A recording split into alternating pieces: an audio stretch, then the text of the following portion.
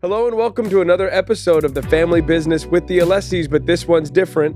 This one's in our community. My dad and our podcast leader, Steve Alessi, has been interviewed by a community newspaper along with Rabbi Robyn Fisher to discuss anti-Semitism, some of the events going on, and how we should be conducting business and operating in our community.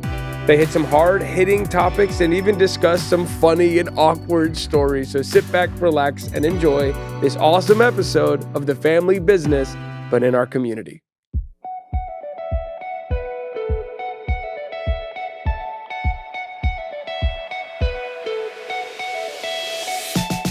Hello and welcome to the Community Voice. I am Fara Sax.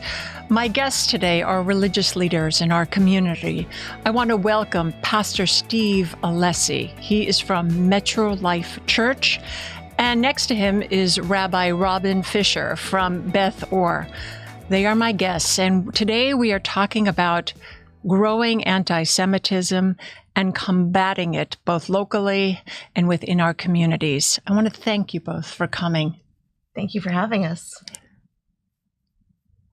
Great to be here. I just want to start and I want to just acknowledge that today is day 200 plus of the hostages being held. And this anti-Semitism began not 6 months ago, 200 days ago. This has been an ongoing, festering sore, not only globally, but within a community. And you guys have come together, and I want to talk about how that has happened as a Christian, as a Jew, and brought together to bring awareness to both, not only to each of your communities, but bridging that relationship amongst people. Yeah. Now, this is going to be very hard because the two of us have a lot to say. Well, and we're used to being the ones that get the mics. So, but I will say, first, thank you so very much for opening this door.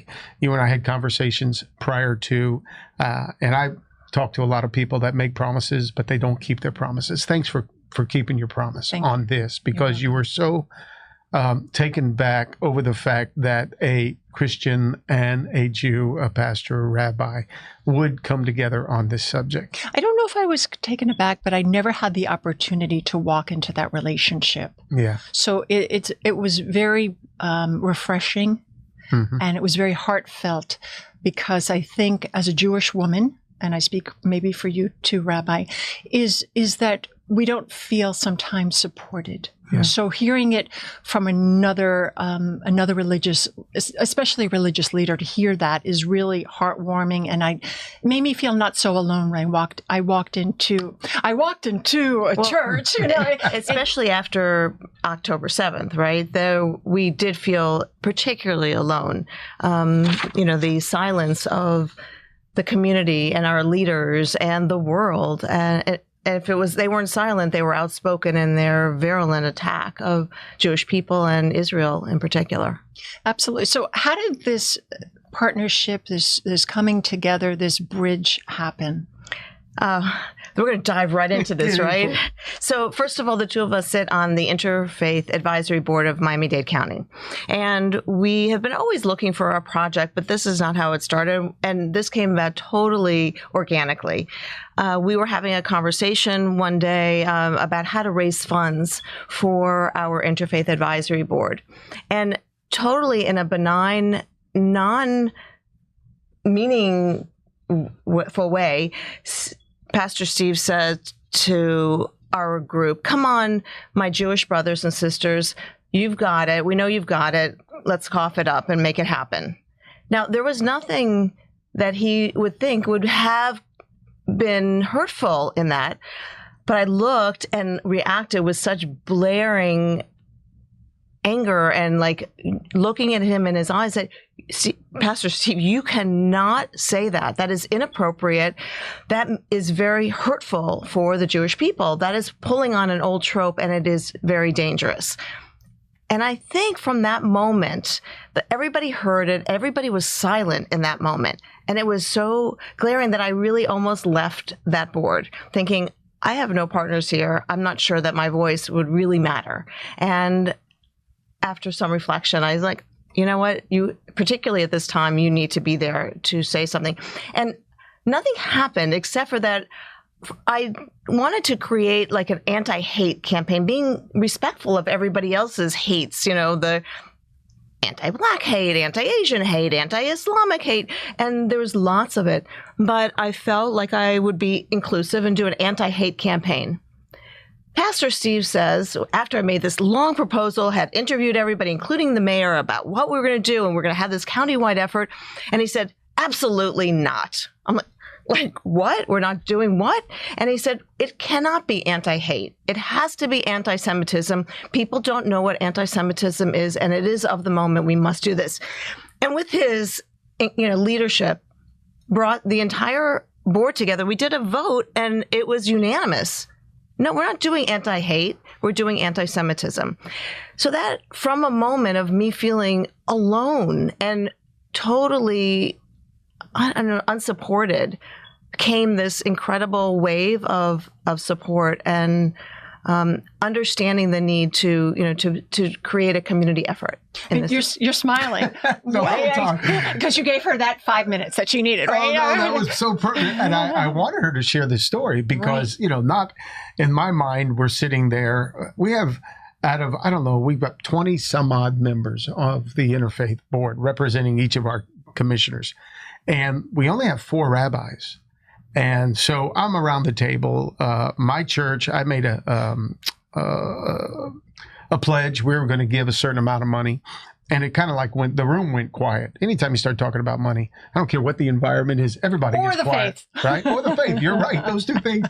And so right away, the room went quiet. And I was joking about the whole thing that just, hey, come on, don't get so tight, everybody. And I made the reference to my Jewish friends, the rabbis, and it did. Boy, Rabbi Robyn, she was like, on it. And I'm like, you know what?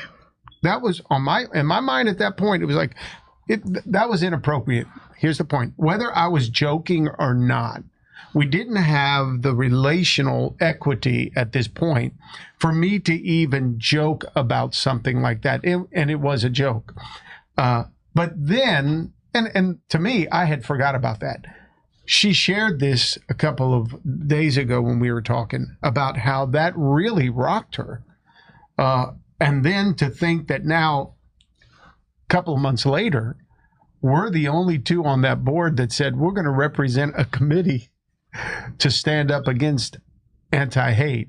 And here it is, the Jew and the Christian doing so. That could have been at odds over a joke or an opinion, a mindset that may not have been correct and could have been perceived and received as very offensive by some, whereas others it may have been a joke.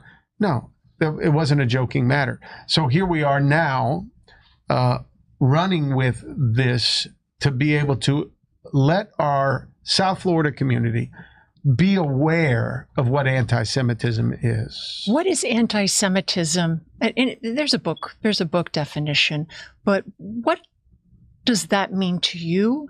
Maybe before October 7th, and possibly what it means after you had this conversation with Rabbi Robyn about anti-Semitism and how might it have offended her. Just a quiff of a conversation. Has it changed? Well, I just define it simply as anti-Jewish hate. It's just Jewish hate, and I personally, and again, Miami kid right here. My first encounter with a Jewish young man was David Stein, that was on the corner of my street in Westchester. And I had a different opinion of David because of our different beliefs, Christian belief, his Jewish belief. And I, as a kid, I was just upset that, okay, there were certain days off that we had in the school system, and they had different days off in the school system. I'm like, wow, that's unfair. I didn't know. And so I had this opinion of David over, again, a mindset, right? So it wasn't until later on I started to grow in my just understanding of David and his family and their high holy days compared to our holy holidays that I started to appreciate more and more just the similarities of everything that I believe as a Christian and then becoming a leader in the area are similarities. So it was, no, this can't be about putting a label on my Jewish friends. And I'm afraid that that's what's happened with this anti-Semitism. There is a label and there's hate attached to that, which then creates what we have today, which is now just, it's expressed in a way that is scary. Absolutely. And I think there's also two different forms here of anti-Semitism. One is the outright protests that are happening, the hate speech, the rhetoric that is flying around, Jews from the river to the sea. Those are all very, very blatant forms of anti-Semitism. But then there's the latent ones that really start bubbling at the surface and become normative. And that is like one of the things that we were talking about, what brought us together, and that is the Jewish power and wealth and ability to change even the weather and, like ridiculous things that just make no sense at all, that become normative and are brushed over, and that starts tearing apart the fabric of our society. And it just begins with the Jews. It certainly doesn't end with them. It's only the beginning of the precursor for so much more hate in our society. But it's the underlying hate of people and distrust and wanting to blame a people for no reason at all. Absolutely. And I know that we're feeling it when we watch the news or when we are reading or we're on radio or when we're speaking and social media. I mean, it has its moment, it has its place, it is happening.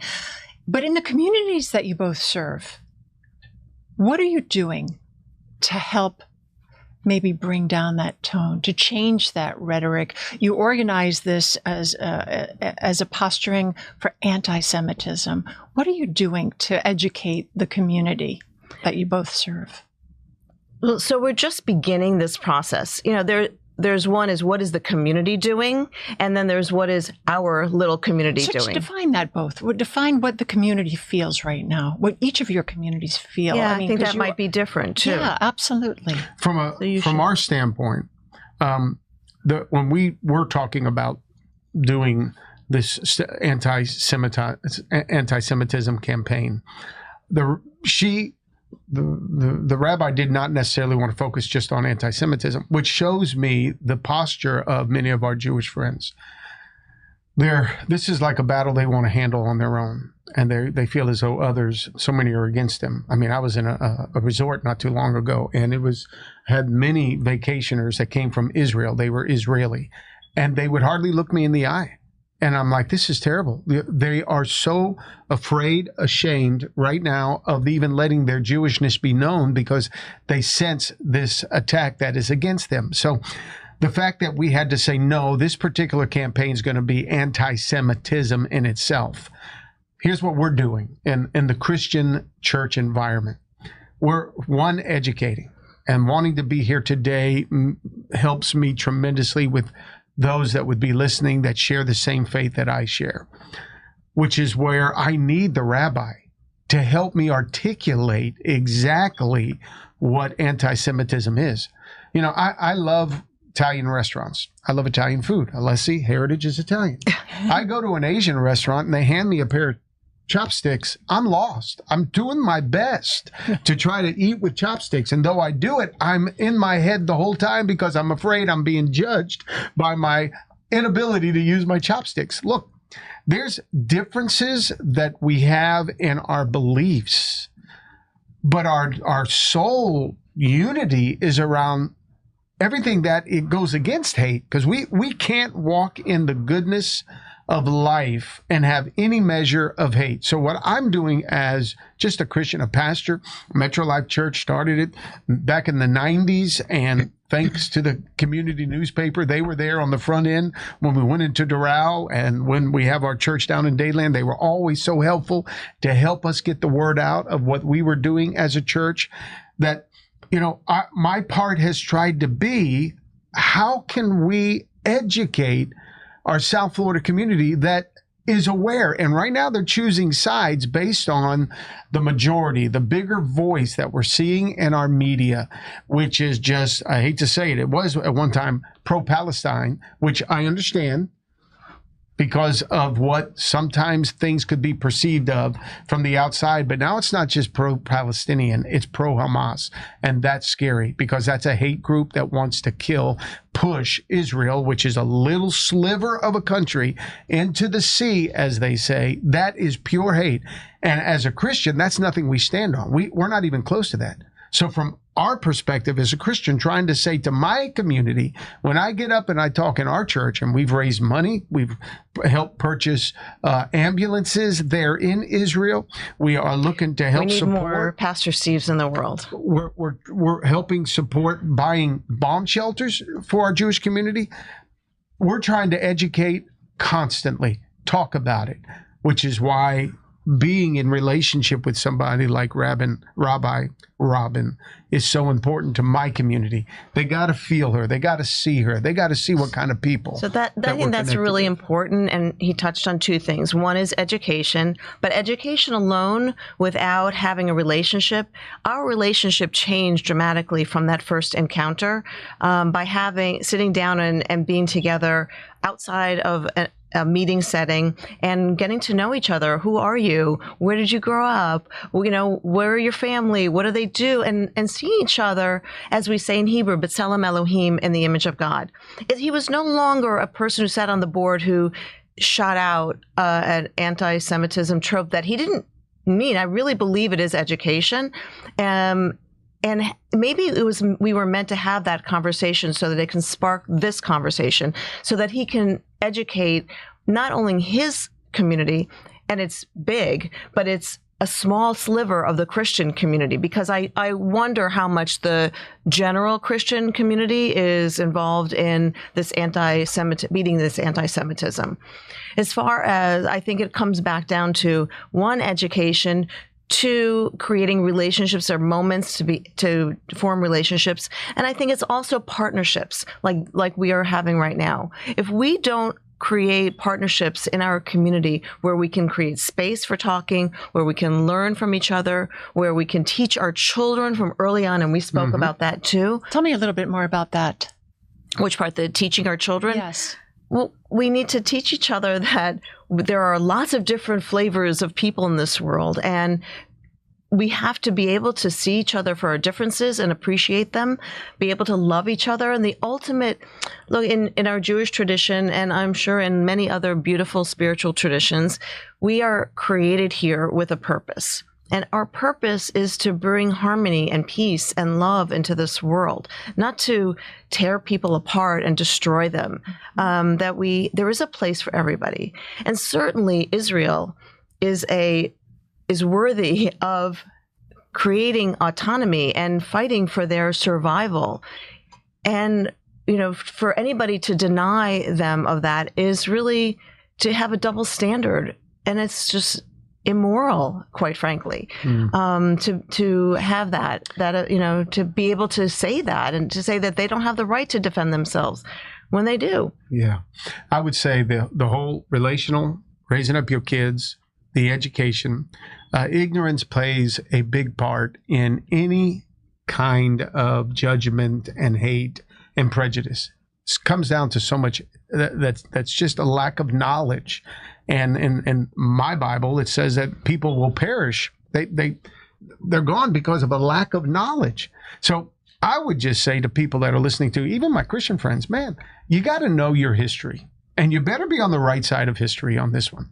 Because from our educational standpoint, it tells us when Abraham, who's the father of both of our faiths, the father of our faith is Abraham. And there's a passage in the Bible that tells us, I will bless those who bless you and I'll curse those who curse you. Speaking of Israel, I want to be on the right side of blessing. I want the hand of God moving in my life and my family. So not only do we teach it, now, here's the relational component. And not only does she and I and some of my other rabbi friends in South Florida be able to connect on this relationally, man, I've taken my church 3 times on a pilgrimage to Israel. What a beauty, the road to Mecca. Oh my gosh. It's beautiful. I was driving down, I was like, this is so beautiful. And to have the parishioners doing this is an awesome, for every religion, for every culture. It really is so inclusive.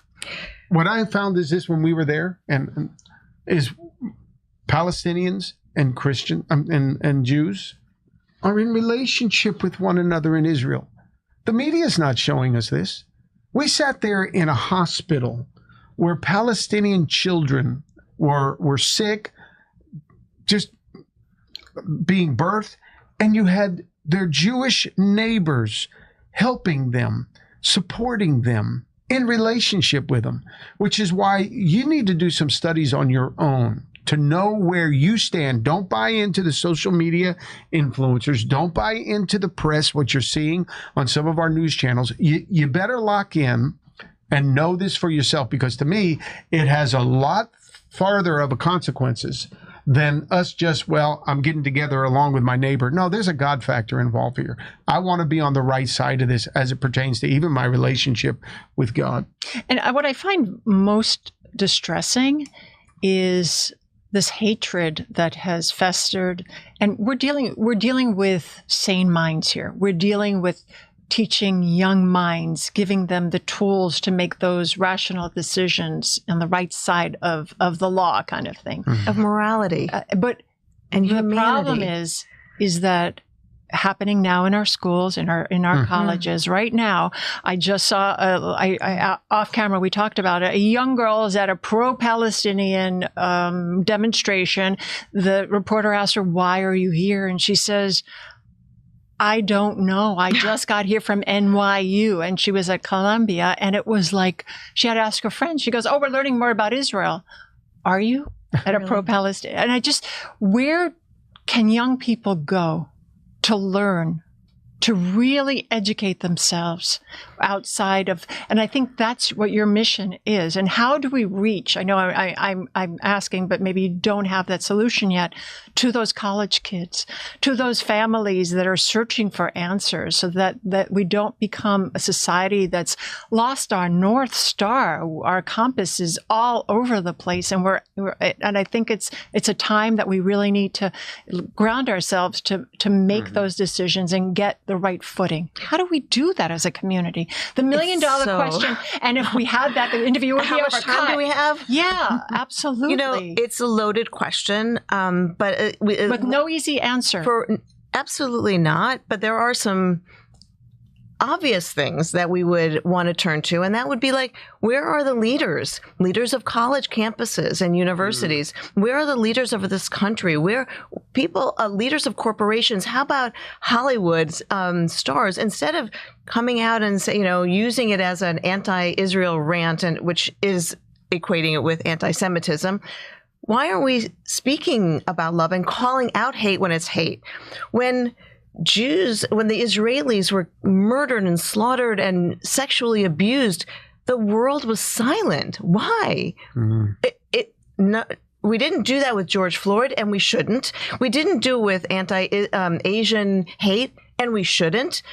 But all of a sudden, there's a different standard when it comes to Israel and to the Jewish people. Pastor Steve, looking into this, what does that look like to you?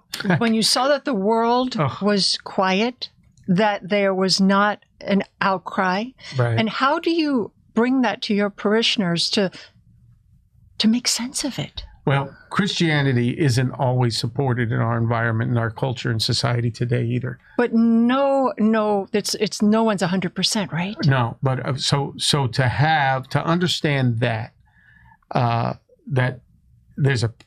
my Jewish friends are being persecuted for their faith, for their beliefs.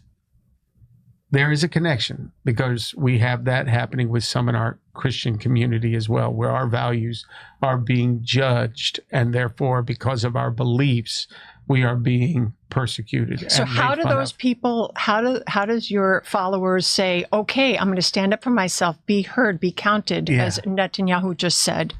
Yeah, that's a great question. And again, you're the spiritual leader. I'm just firing the questions. Yeah. We did this in our church, and it was a crazy thing on Easter. biggest services you're going to have all year are going to be for us on Easter. So I had a friend of mine that I've known for 20, 30 plus years. His name's Gil Nahamkin. He, too old to serve in the military, but his 3 sons serve in the military when all this erupted. So they all went back to Israel. Gil was a military police, more or less, to help could patrol the streets there in Israel while his sons were out putting their lives on the front line. And on Easter, he kept telling me he was just so overwhelmed. Now, mind you, he and I haven't had a great relationship over the years because he's been a mutual friend of a mutual friend of mine.